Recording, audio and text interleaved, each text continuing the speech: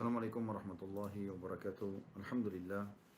Wassalatu wassalamu ala rasulillah. Segala puji dan puja kehadirat Allah subhanahu wa ta'ala, juga salawat dan taslim kepada Nabi besar Muhammad sallallahu wa ala alihi wa sahbihi wasallam.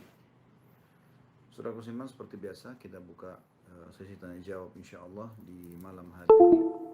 Semoga Allah subhanahu wa ta'ala memudahkan kita untuk mendiskusikan beberapa urusan agama yang semoga kita berharap tentunya Allah subhanahu wa ta'ala menjadikannya sebagai tambahan amal saleh kita, dan juga tentunya kita berharap agar Allah subhanahu wa ta'ala memberikan kepada kita tambahan ilmu dan juga manfaat insyaAllah. Pada hari ini insyaAllah kita sudah membahas di kajian tentang corona dan solusinya dalam Islam. Kita sudah membahas tentang masalah ikan laut dan juga belalang, ya, di mana dua ciptaan Allah Subhanahu wa taala ini boleh dikonsumsi walaupun menjadi bangkai. Dan belalang satu-satunya hewan yang ada di daratan yang boleh dikonsumsi bila jadi bangkai, sementara yang lainnya tentu hukumnya haram. Dan semua hewan air hukumnya halal untuk dikonsumsi walaupun itu juga sudah menjadi bangkai. Dan sudah kita jelaskan panjang lebar, termasuk juga manfaat-manfaatnya insyaAllah sudah kita paparkan panjang lebar, ya. Dan sekarang insyaAllah saya akan coba masuk ke pertanyaan yang sudah masuk untuk kita bahas insyaAllah.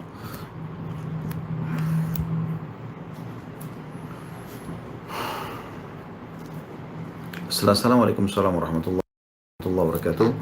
Bagaimana hukumnya memasukkan anak di SD Islam yang masih ada musik, padahal di lingkungan tersebut ada sekolah sunnah yang sayangnya masih sangat kurang kemampuan SDM-nya? Kalau setahu saya tidak boleh.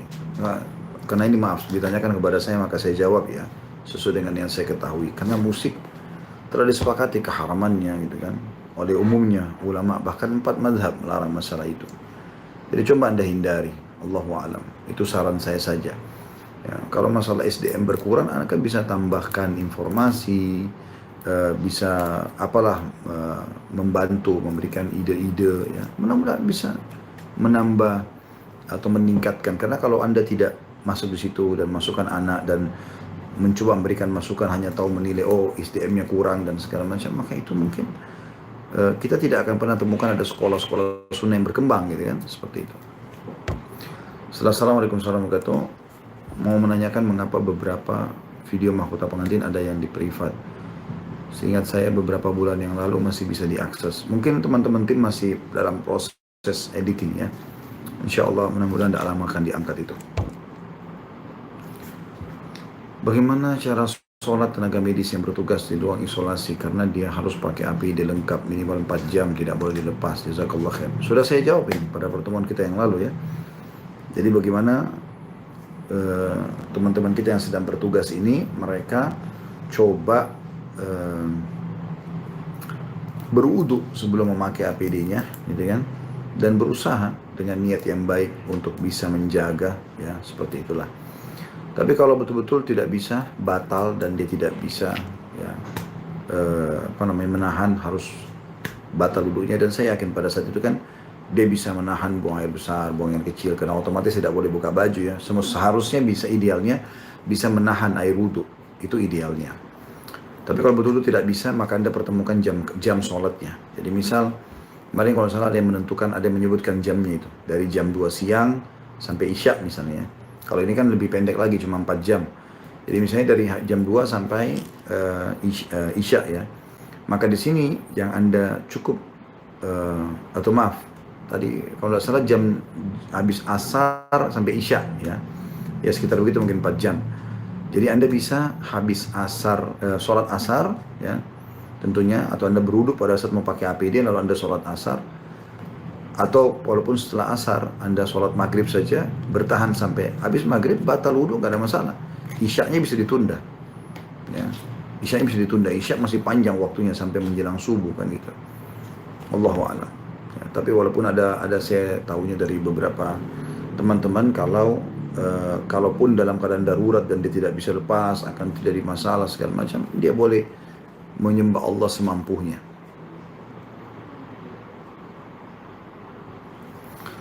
Ustaz, pada saat sahur tiba-tiba sudah azan, makanan belum habis, gimana tuh Ustaz? Apa tuh dilanjutkan sampai habis? Kalau mau minum apa bisa juga? Ada sebuah riwayat yang berbunyi, kata Nabi SAW, kalau di tangan seseorang di antara kalian masih ada makanannya atau hajatnya dan dia dengar azan, dia selesaikan. Maknanya dia selesaikan sampai batas memang dia dia tidak bisa dia selesaikan sampai dia yakin bisa habis sebelum azan selesai, seperti itu maksudnya. Nah kalau itu bisa, alhamdulillah, itu suatu hal yang positif, gitu kan. Jadi dia usahakan, kalau misalnya Anda makan kue tinggal setengah atau sebutir kurma tinggal setengah, sekarang azan, baru azan pertama ucapannya Allahu Akbar, Allahu Akbar, Anda yakin bisa menyelesaikan, mungkin di asyhadu anna Muhammad Rasulullah atau hayya 'alas shalah Anda bisa selesaikan itu, maka nggak ada masalah. Tapi kalau yang dimasukkan adalah masih mau makan besar ya, baru nasi masih masih penuh, masih utuh, kemudian pasti diyakinkan atau dipastikan sampai azan selesai pun belum bisa selesai makan, maka sebaiknya jangan. Anda makan sebagian 2-3 sendok saja, minum air cukup insya Allah. Ya, makanya sahurnya juga teman-teman jangan terlalu kepepet waktunya, walaupun juga lebih afdal kita sahur mendekati azan ya, tetap lebih afdal itu. Kata Nabi SAW, manusia masih tetap dalam keadaan baik dan sehat selama mereka mempercepat atau menyegerakan buka puasanya dan juga menerlambatkan sahurnya.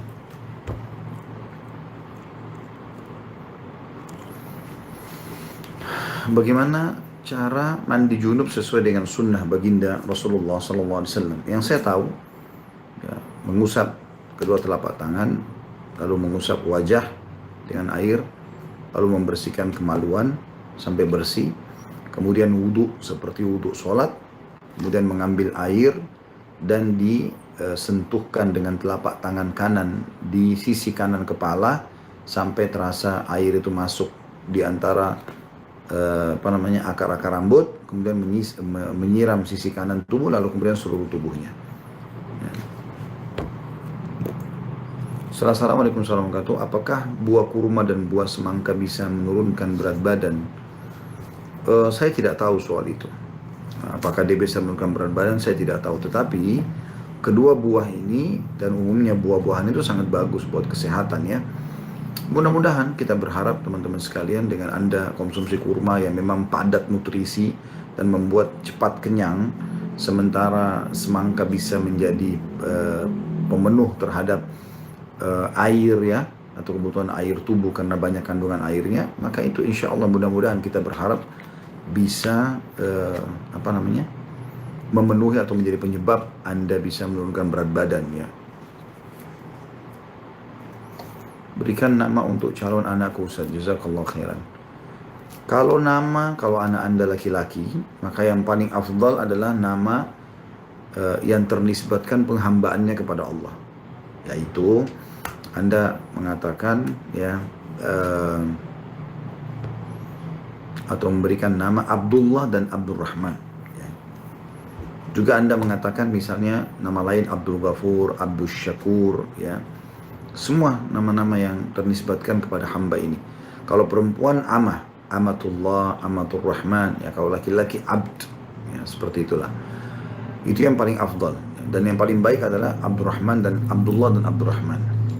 Kemudian juga ada nama yang lain. Nabi SAW menjelaskan kalau nama yang paling jujur adalah Humam dan Harith. Humam dan Harith. Anda juga bisa memilih semua nama nabi-nabi. Paling sedikit ada 25 nama nabi. Dan berarti kalau Anda punya 25 anak laki-laki bisa pakai semua nama nabi itu kan. Adam, Idris, Nuh, ya, Saleh, Shu'aib, ya, terus Ibrahim, Musa, Isa, Daud, Ishaq ya. Sampai Nabi Muhammad sallallahu alaihi wassalatu wassalam. Dan usahakan teman-teman kalau pakai nama, pilih nama satu saja. Artinya namanya misalnya Adam, ya sudah Adam saja. Jadi tidak usah Muhammad Adam. Karena Muhammad Nabi SAW dan Adam SAW juga Nabi. Maka yang mana Anda mau panggilin? Kan gitu. Makanya lebih baik teman-teman sekalian, kita pakai satu nama. Begitulah nama para nabi-nabi. Muhammad juga sallallahu alaihi wasallam nama yang mulia, cukup Muhammad.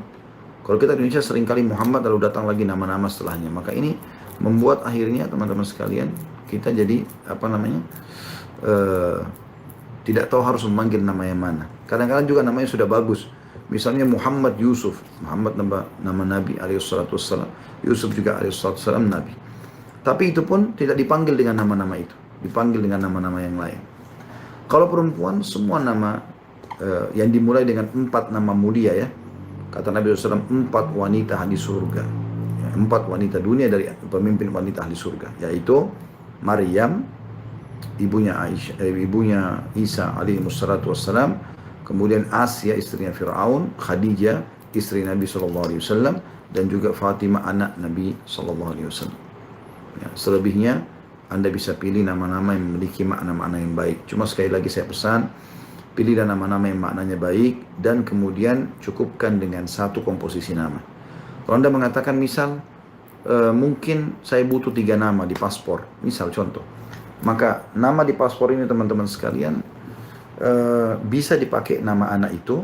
Misal nama saya Khalid, nama ayah saya Z, Khalid Z, gitu kan. Kemudian kalau 3 nama bisa nama kakek saya Abdullah, kan bisa begitu. Belum nama marga, bahasa nama misalnya, kan bisa begitu. Allahu a'lam. Assalamualaikum warahmatullahi wabarakatuh. Saya pernah baca caption, jika seorang berbuat maksiat maka nanti di akhirat akan diperlihatkan perbuatan tersebut kepada semua manusia. Apa benar Ustaz? Jazakallah khairan. Kalau dia belum bertaubat, ada kemungkinan. Kalau dia belum bertaubat. Tapi kalau dia sudah bertaubat, dia betul-betul taubat nasuha, dalam arti kata betul-betul memohon ampun kepada Allah Subhanahu wa taala, hanya akan diperlihatkan untuk dia saja, tapi sudah tidak dituntut lagi. Ya, masalah diperlihatkan akan diperlihatkan tentunya, karena Allah Subhanahu wa taala akan menegakkan hujjah terhadap hamba-hambanya ya. Artinya inilah, kamu sudah melakukan perbuatan itu di saat ini, di saat ini, di saat ini. Seperti itulah kan gitu. Jadi jelas di sini dia akan tahu, oh dia umur 17 tahun pernah berzina, umur 19 tahun dia bertaubat, kan gitu. Tapi karena dia taubat maka tidak ada hukuman lagi. Seperti itu yang saya ketahui. Assalamualaikum warahmatullahi wabarakatuh. Siapa yang disebut wanita ahli kitab? Bolehkah pria muslim menikah dengan wanita ahli kitab seperti disebut dalam Al-Quran? Masih ada wanita demikian di zaman sekarang ini? Terima kasih. Tentu saya Assalamualaikum warahmatullahi wabarakatuh. Ya, wanita ahli kitab adalah wanita yang beragama Yahudi dan Nasrani. Biasa diistilahkan Yahudiyah dan Nasraniyah ya. Jadi dari agama ahli kitab Yahudi dan Nasrani. Apakah mereka masih ada? Masih ada tentunya. Masih ada wanita ahli kitab. Dan itu disebutkan dalam surah Al-Maidah surah nomor 5 ayat 5. Bahwasanya kita dihalalkan untuk menikahi wanita ahli kitab ya. Bagi laki-lakinya ya. Tetapi ini tentu pilihan. Seperti misal kondisinya kata para ulama, kalau seandainya Anda sebagai seorang muslim berada di wilayah orang non muslim, di sana tidak ada muslim, tidak ada muslimah, Anda butuh seorang wanita, butuh seorang pendamping, Anda khawatir terjerumus dalam perzinahan, dalam kemaksiatan, maka Anda menikah dengan wanita ahli kitab, Yahudi atau Nasrani. Tapi kalau masih ada muslimah, dianjurkan Anda mendahulukan muslimah, gitu kan? Karena Allah Subhanahu wa taala menjelaskan dalam ayat yang lain, setelah membolehkan dalam surah Al-Maidah surah nomor 5 ayat 5 bolehnya menikahi wanita ahli kitab ya. Wal muhsanatu minal mu'minati wal muhsanatu minal ladzina utul kitaba min qablikum. Boleh kalian menikahi wanita-wanita mukminah atau wanita-wanita dari ahli kitab atau dari wanita-wanita yang menuntut Alkitab sebelum kalian. Tapi dari satu sisi Allah Subhanahu wa taala juga mengingatkan, kalau bukan dalam keadaan darurat ya, Allah SWT mengatakan wala tankihul musyrikati hatta yu'min. Wala tunkihul musyrikati hatta yu'min. Jangan pernah kalian menikahi wanita-wanita musyrikah ya, sampai mereka beriman ya. Walau a'jabatkum, walaupun dia membuat kamu kagum. Seperti itulah ya. Jadi memang mereka masih ada, tapi tentu teman-teman sini ada juga pembatasan sebagian ulama ya. Wanita ahli kitab yang maksud adalah wanita yang berpegang teguh pada kitab mereka. Ya seperti biarawati gitu ya, orang-orang yang memang patuh kepada agamanya gitu. Itu yang dianjurkan. Bukan berarti orang di pinggir jalan kita temuin ahli kitab lalu kemudian kita tawarkan menikah saja. Apalagi tadi saya bilang kalau masih berada di wilayah muslim. Sebaiknya kita hindari tentunya ya. Ustaz, bagaimana jika ibu melarang anak pergi ke kajian dengan alasan beda aliran? Ini sudah ditanyakan kemarin nih. Sudah ditanyakan ini ukhti. Sudah saya jawab ini kemarin. Pertanyaan yang persis sama dengan ini. Jadi jelaskan kepada ibu, duduk baik-baik tentang masalah pengajian yang Anda ikutin gitu kan. Saya juga tidak tahu ini pengajian itu pengajian apa saja. Gitu. Jadi bisa saja pengajian itu memang betul sesat, Anda tidak tahu. Tapi kalau betul-betul Anda sudah yakin pengajiannya benar, dalil-dalilnya benar gitu kan, Anda coba perdengarkan. Berapa banyak ikhwan dan akhwat yang saya berikan saran yang seperti ini, saya bilang coba ya pertemukan, dalam arti kata coba ajak mereka ke pengajian itu, dengarkan ya, atau berikan mereka cuplikan-cuplikan, dan banyak ternyata orang tuanya malah dapat hidayah. Selain Anda juga doakan ya, insya Allah. Tapi kalau masih awal-awal dan mereka memang masih melarang, ikutin saja dulu, jangan tergesa-gesa. Sekarang alhamdulillah di zaman kita dengan era modern ini, kita masih bisa menonton melalui media ya, mungkin Anda di kamar sendiri. Misal contoh seperti itulah.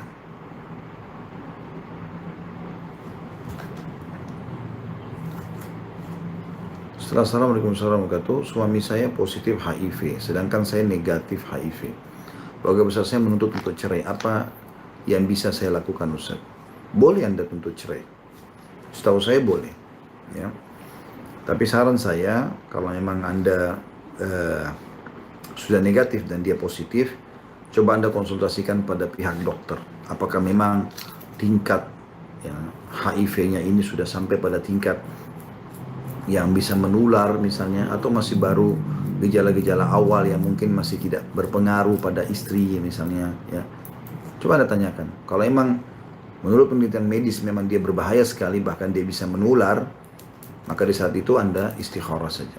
Istikharahkan kepada Allah Subhanahu wa taala, tapi secara hukum syar'i Anda sudah boleh untuk tidak bersama-sama kan, daripada Anda terkena gitu ya. Nah, itu Allahu a'lam, itu yang saya ketahui.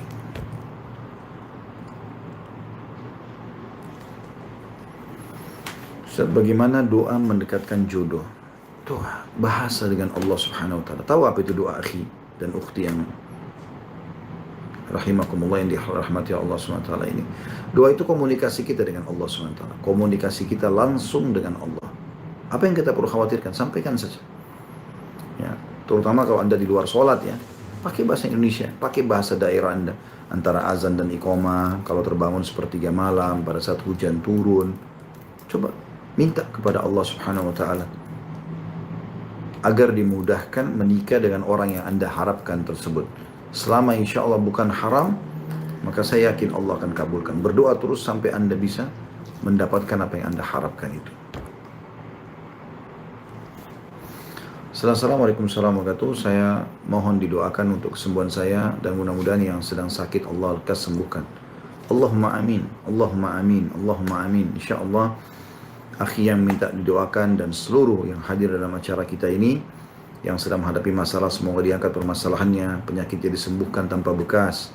Yang belum mendapatkan jodoh dimudahkan jodohnya, yang sudah punya jodoh dimudahkan keturunan yang salih dan salihah, yang belum bekerja atau di PHK Allah berikan kesabaran dan juga Allah berikan solusi jalan keluar ya dari permasalahan yang sedang dihadapi. Kita berharap Allah Subhanahu wa taala selalu memenuhi hajat-hajat kita dan juga memudahkan segala urusan kita. Ya, seperti itulah.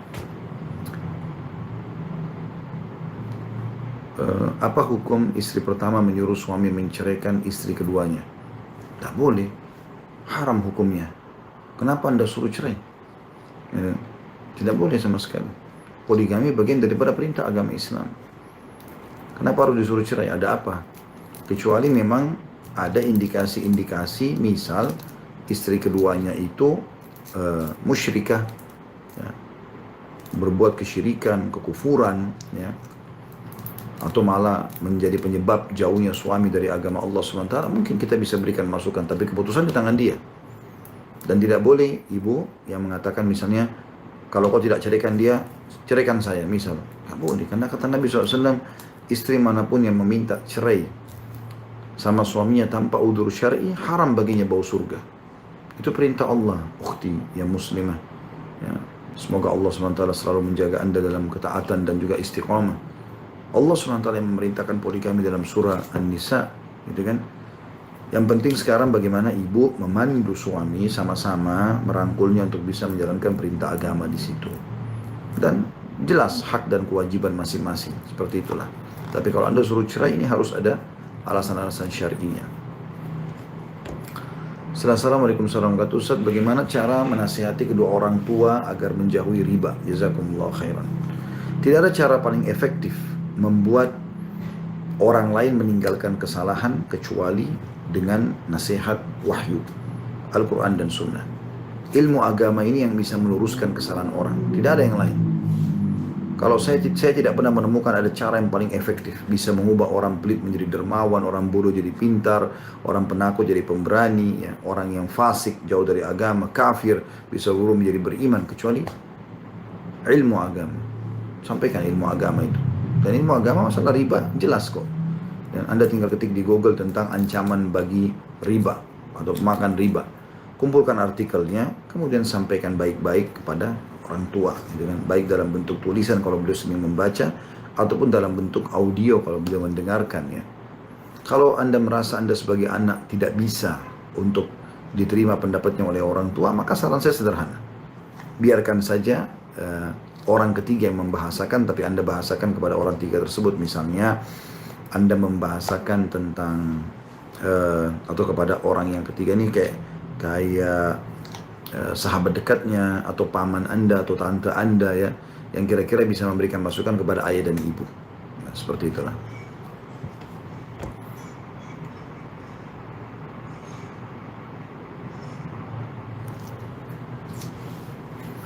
Assalamualaikum warahmatullahi wabarakatuh. Ustaz, gimana hukumnya 3 kali tidak sholat Jumat di zona kuning saat wabah begini dan masjid dekat rumah masih melaksanakannya?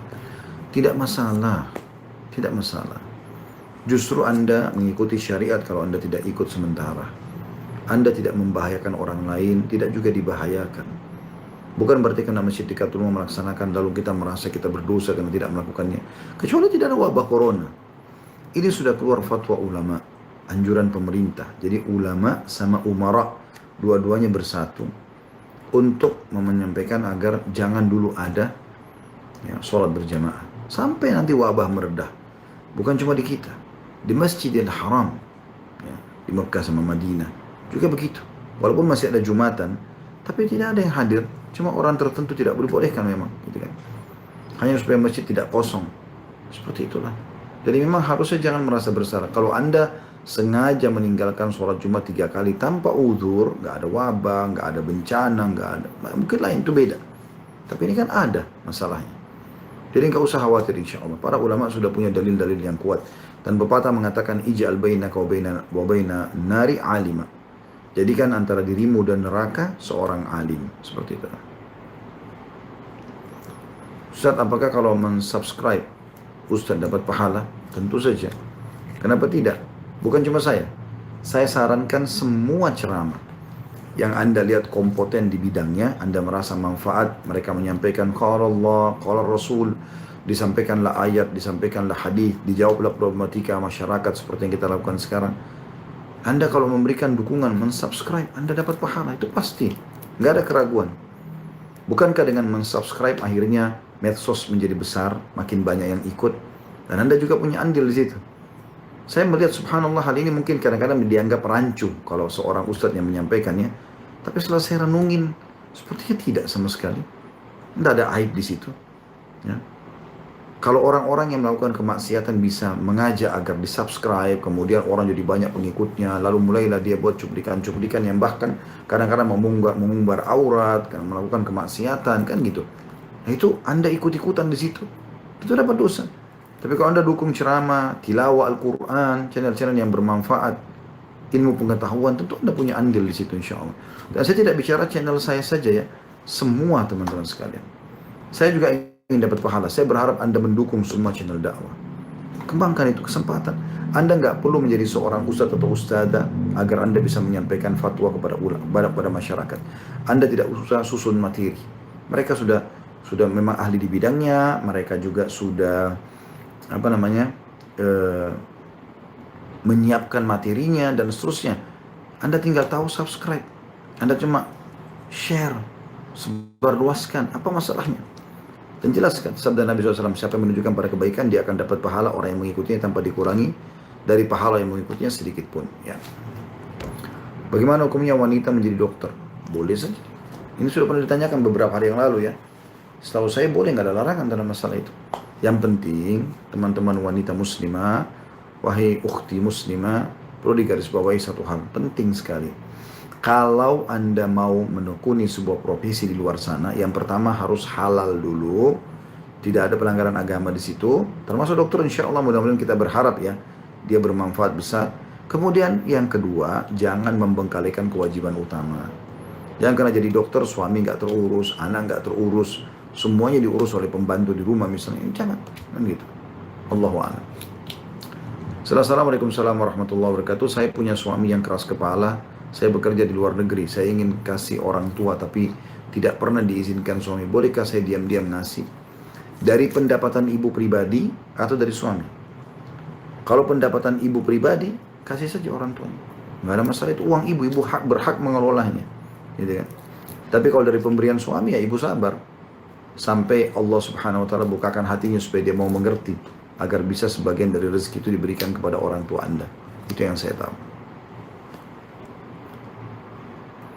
Assalamualaikum warahmatullahi wabarakatuh. Hukum penghasilan dari YouTube apa Ustaz? Setahu saya nggak ada masalah. Halal saja. Kalau Anda bilang, tapi kan ada iklannya Ustaz. Mungkin iklannya itu iklan haram. Baik. Sekarang saya tanya, Anda pakai sampo pada saat Anda beli sampo, bukankah ada iklannya di TV? Bahkan perempuan tidak tutup aurat. Apakah berarti jual sampo haram? Kan gitu. Apa sekarang iklan teman-teman sekalian yang tidak menggunakan wanita? Atau tidak menggunakan atau tidak terbukanya aurat? Hampir semua, bahkan mobil ada iklan perempuannya, kan gitu. Apa saja, itu kan berarti haram juga kan gitu. Nah, cuman saran saya kepada para YouTuber, ya, para teman-teman yang memang yang bergerak di YouTube, di medsos ini, maka kalau mau lebih aman tentunya, ya, coba lihat persentase iklan. Persentase iklan yang Anda dapatkan dalam satu bulan itu. Kalau ada pun iklan yang haram, karena setahu saya tidak bisa kita milih, gitu kan. Kalau kita bisa milih, saya nggak mau iklan ini, ya oke, YouTube bisa kita atur, oke saja. Tapi kalau tidak bisa, maka gimana solusinya? Anda lihat persentasenya. Kalau persentase iklan itu misal, dari 100% ada iklan yang dipasang dalam satu bulan, misal 10%-nya iklan rokok, iklan apa yang memang masih masuk dalam bab haram, maka Anda keluarkan dari penghasilan Anda sebesar itu. Anggap itu adalah uang yang harus dibuang, seperti bunga bank lah, seperti itu, insya Allah. Karena memang, kalaupun Anda tidak melakukan misalnya income di sini, Anda punya hak juga. Tapi kita juga tidak bisa menyalahkan orang yang dapatkan income dari sini. Apalagi kalau dia memang menyebarkan sesuatu yang bermanfaat. Allahu a'lam. Ini setahu saya ya. Ya.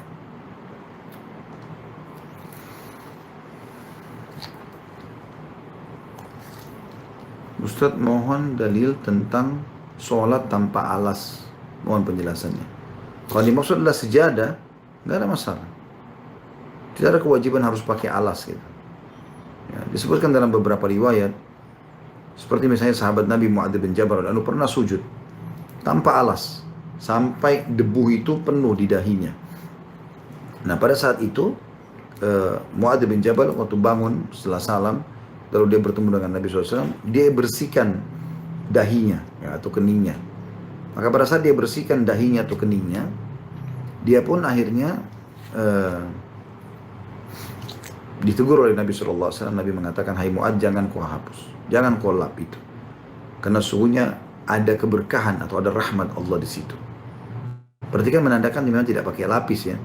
Dalam riwayat lain juga, kalau seingat saya riwayat Bukhari, pernah Nabi SAW sedang mengimami sholat, kemudian sholatlah mereka semua, turun hujan deras sampai dahi-dahi mereka itu melengket tanah ya, dari tanah yang becek. Itu kan menandakan tidak ada alas ya, seperti itulah. Tapi boleh juga pakai alas, tidak ada masalah. Tapi yang pertanyaan bagaimana hukumnya kalau sholat tanpa alas ya. Assalamualaikum warahmatullahi wabarakatuh. Bagaimana hukumnya kalau selepas sholat langsung rebahan? Karena saya sekarang lagi hamil trimester 3, nggak kuat duduk lama. Tidak ada masalah. Nggak ada, sholat aja boleh rebahan. Kalau Anda tidak bisa berdiri, tidak bisa duduk. Misalnya orang stroke, orang baru selesai operasi misalnya, ya.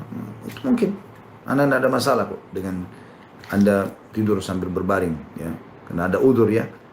Apalagi kalau di luar sholat Anda sambil zikir, boleh sambil tidur. Setahu saya nggak ada masalah, insya Allah. Ya. Assalamualaikum warahmatullahi wabarakatuh. Cara terlepas dari maksiat bagaimana ya Ustaz? Padahal saya sudah sholat taubat, tapi susah banget keluar dari hal seperti ini. Mohon masukannya Ustaz. Pertama sekali, hapus dulu persepsi Anda yang mengatakan susah. Nggak ada yang susah. Bisa. Kalau kita kurung diri kita di bingkai yang kita buat sendiri, misal, saya susah sekali meninggalkan rokok ini. Saya susah sekali meninggalkan minuman keras ini. Saya susah meninggalkan kebiasaan saya ini dan itu, tapi buruk ya. Maka itu sudah cukup untuk menjadi gerbang besar pertama yang tertutup di depan Anda untuk bisa berubah. Tidak boleh kata-kata tidak bisa. Bisa. Tidak ada kata tidak bisa. Apa yang tidak bisa sih? Tinggal Anda berhentikan, selesai. Ada keinginan, redam keinginan itu. Alihkan kepada hal yang positif. Terbiasa lidah Anda dengan rokok, sekarang coba makan ya, buah-buahan atau apa sajalah. Ya. Seperti itu. Jadi kita bisa memanfaatkan atau bisa mengalihkan kepada yang lain ya, seperti itu. Insya Allah bisa. Itu yang pertama. Yang kedua, berdoa kepada Allah Subhanahu Wa Taala. Terus berdoa agar dicintakan keimanan. Di antara doa Nabi SAW yang berbunyi, Allahumma habib ilainal iman. Ya Allah, cintakanlah padaku keimanan itu. Wa zayyinhu fi qulubina, dan hiasilah di dalam hati kami. Wa karrih ilainal kufra wal fusuqa wal isyan, dan buat kami benci terhadap perbuatan fusuk, kejahatan. Ya. Wa karrih ilainal kufra, buatlah kami benci terhadap kekufuran, wal fusuka, kejahatan, wal isyan, dan kemaksiatan, pembangkangan. Waj'alna minar rasyidin, dan jadikanlah kami termasuk orang yang mendapatkan petunjuk. Kalau Anda belum hafal doa itu, silakan Anda berdoa apa saja, minta kepada Allah SWT agar diselamatkan. Yang ketiga, hindari semua media yang mengundang kepada kemaksiatan itu, terutama masalah tontonan. Tontonan itu paling besar sekali pengaruhnya. Ya. Karena syahwat kita ini kalau tidak dipicu, tidak bangkit sebenarnya. Cuma kalau sudah dipicu, terutama dengan tontonan, ya, yang kedua dengan pendengaran, nah ini bisa memicu untuk melakukan perbuatan kemaksiatan tersebut. Yang keempat, hati-hati dari komunitas. Walaupun Anda sudah taubat, tapi Anda masih berteman pada orang-orang yang terjumus dalam dosa yang sama, maka ini pasti Anda pun akan terjerumus. Karena Nabi SAW sudah mengatakan, Al-mar'u ala dini khalili. Seseorang pasti sesuai dengan agama temannya. Gitu kan? Assalamualaikum warahmatullahi wabarakatuh. Satu Ramadan kan jatuh pada hari Jumat. Bolehkah saya berpuasa di Kamisnya dengan niat puasa Senin Kamis? Sudah tidak boleh lagi. Sudah tidak boleh lagi. Ini dikenal dengan hari syak, hari yang diragukan. Udah masuk Ramadan atau belum? Nah, itu ulama menentukan sekitar sehari atau 2 hari sebelum masuk Ramadan. Jadi Abdullah bin Umar berkata radhiyallahu anhuma, siapa yang berpuasa di hari syak, hari yang diragukan di akhir Sya'ban ini, bisa masuk Ramadan, bisa belum gitu kan, maka dia telah bermaksiat kepada Abul Qasim, maksudnya kepada Nabi Muhammad SAW, karena julukan beliau Abul Qasim ya. Bagaimana hukumnya bersebelahan kubur dengan orang kafir? Bersebelahan ini seperti apa dulu maksudnya? Misal kalau ada pemakaman muslim, lalu kemudian ada pagar pemisah, lalu ada kuburan orang kafir di sana, itu lain, tidak ada masalah. Tapi yang dimaksudkan adalah ini muslim, ini kafir, ini muslim, ini kafir, ini nggak boleh. Karena Nabi SAW tidak pernah menyatukan antara jenazah para sahabat dengan orang-orang kafir, termasuk di perang Badr, di perang Uhud dipisahkan. Ya. Salam, apakah boleh orang tua ikut makan daging akikah anaknya? Boleh. Bahkan dianjurkan, saudaraku seiman. Dianjurkan, tidak usah khawatir soal itu. Makan saja. Ya. Karena Nabi SAW memerintahkan pada saat Hasan dan Husain radhiyallahu anhum, cucu Nabi SAW yang mulia pada saat itu diakikahkan, maka Nabi SAW menyuruh Ali bin Abi Thalib membagi-bagikan daging dan juga memakan untuk di rumah. Ya, seperti itulah. Begitu juga pada saat keponakan Aisyah lahir, tepatnya anaknya Abdurrahman bin Abi Bakar radhiyallahu anhu majma'in, itu disembelikan, maka Aisyah, dan diundang orang makan, maka Aisyah pun datang untuk memakan di situ. Bagaimana cara kita untuk ganti sholat yang lama telah ditinggalkan? Tolong sarannya Ustaz. Kenapa Anda lama tinggalkan dulu? Kalau Anda tinggalkan sholat itu, teman-teman sekalian, karena sengaja, misal gini, tadi asar Anda sengaja tidak sholat. Enggak, saya nggak mau sholat deh, gitu. Memang nggak mau sholat, gitu. Pas tiba maghrib, Anda ketemu sama seorang teman, seorang kerabat, atau Anda tidak sengaja buka YouTube dengerin ceramah. Oh, ternyata sholat wajib. Sudah masuk maghrib tapi. Gitu kan? Maka pada saat itu teman-teman sekalian, Anda taubat nasuha tinggal sholat maghrib. Asar sudah nggak boleh lagi, karena Anda sengaja buat dosa itu.